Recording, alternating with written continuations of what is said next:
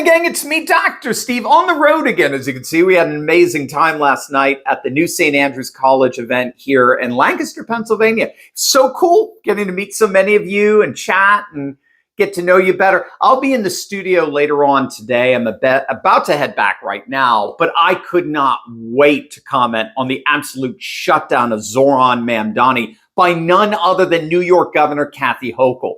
The guy hasn't even been sworn in yet, and virtually all of his billion-dollar promises have imploded like the Hindenburg. I mean, seriously, this is like beyond the worst train wreck. And just like the whole fallout from the disastrous Schumer shutdown defeat, Mamdani's collapse promises to bring down the entire Democrat Party with it. So here's the setup. Imagine a city being promised that it could have everything for free. Right? Free buses, free childcare, free food, free housing. And then all those promises officially hit a brick wall. And as it turns out, it's a Democrat wall. It's the state's top Democrat, their governor, who comes out and says, yo, Mamdani, there ain't no free ride. Everything you want is dependent on taxing the rich. That's precisely what Mamdani campaigned on. In fact, it was worse than that.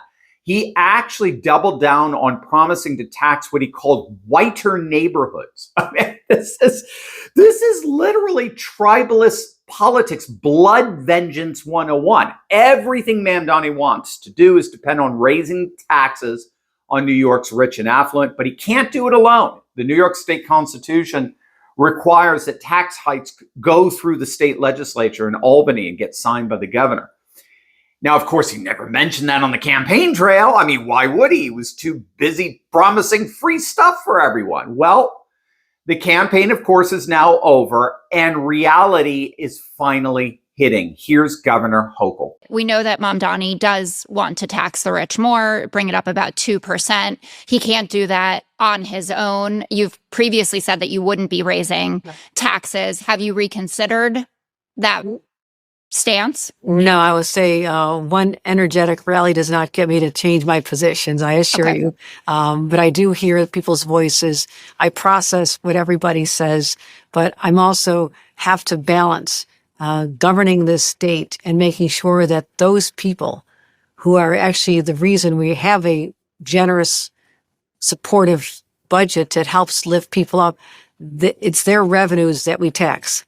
1.5% of New Yorkers cover about a third of our budget. That's enormous.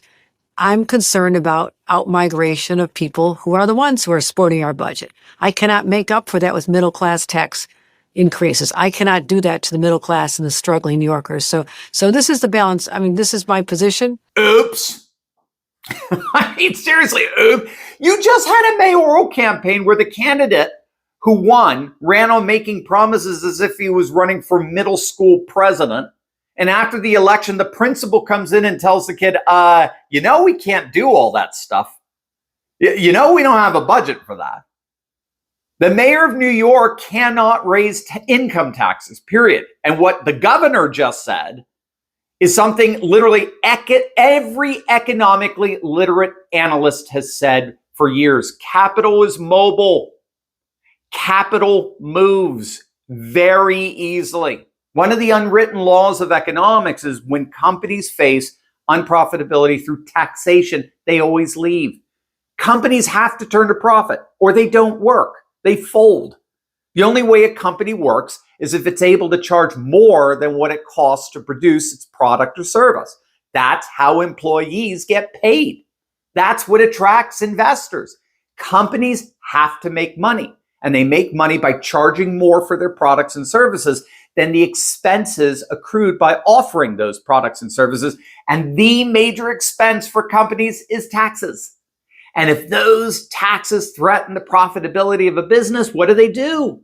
They pick up and relocate to where those taxes are reduced. This is why red states are booming and blue states are declining. And Governor Hochul, as you just heard with your own ears, Governor Hochul knows it. She knows that if she so much as even considers raising taxes on the richest New Yorkers who are already paying the highest income taxes of any state in the nation, she knows they're gone.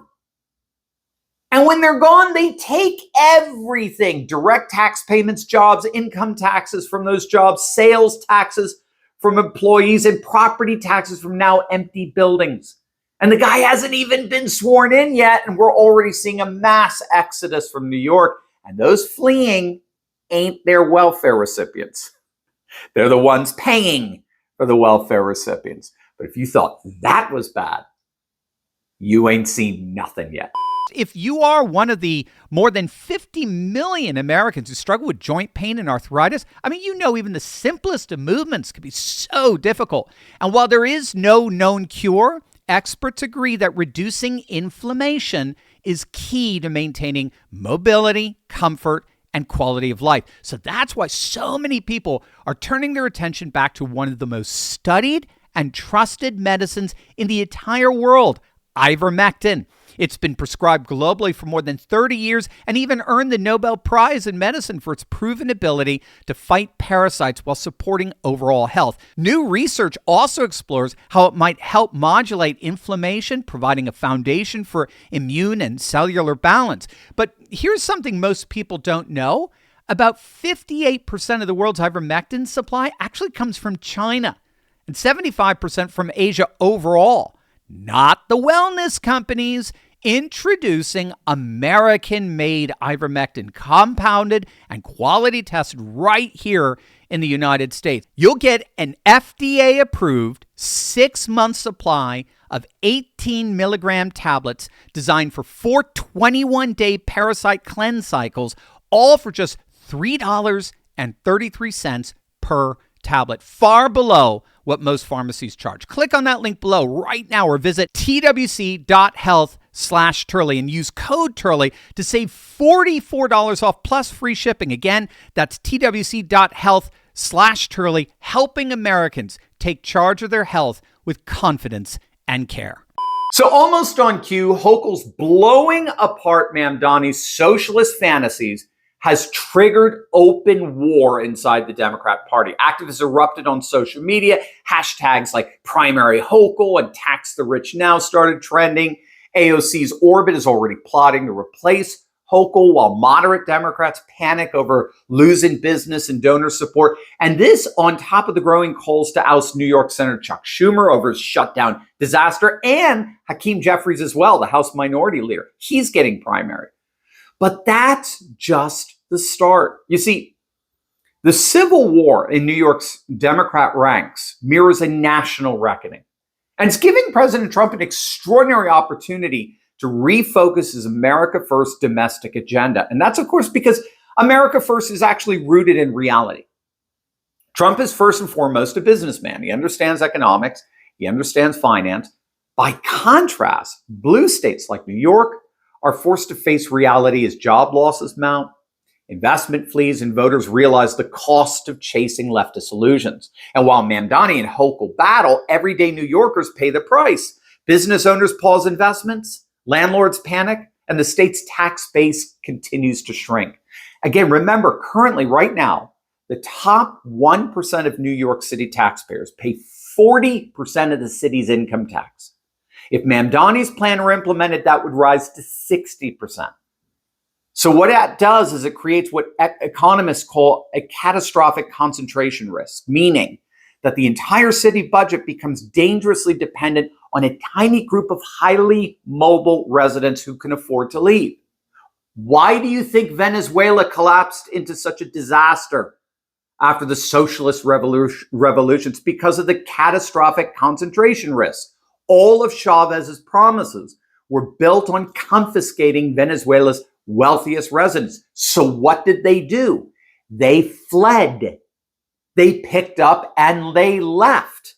And now there's no longer any liquidity. There's no longer any tax base from which to fulfill their socialist promises of free stuff. So basically everybody starves. Welcome to North Korea. Welcome to Cuba. The only way economies thrive, like we saw when China adopted the Singapore system, is if you allow the human entrepreneurial spirit to flourish.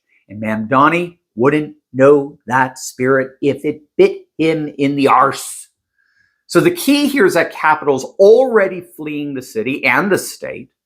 That's forcing their governor, Hochul, to shut down any prospects of raising taxes on New York's wealthy, which in effect has officially blown up Mamdani's promises of turning the city into a socialist mecca. That socialist shutdown has enraged the progressive far left, who are now preparing to primary the whole of their establishment in a brutal Democrat civil war, all the while President Trump and the Republicans pivot to implement a thriving America First domestic agenda, awakening economic flourishing. Strap yourselves in. This is going to be one awesome ride. See you back in the studio later today. God bless.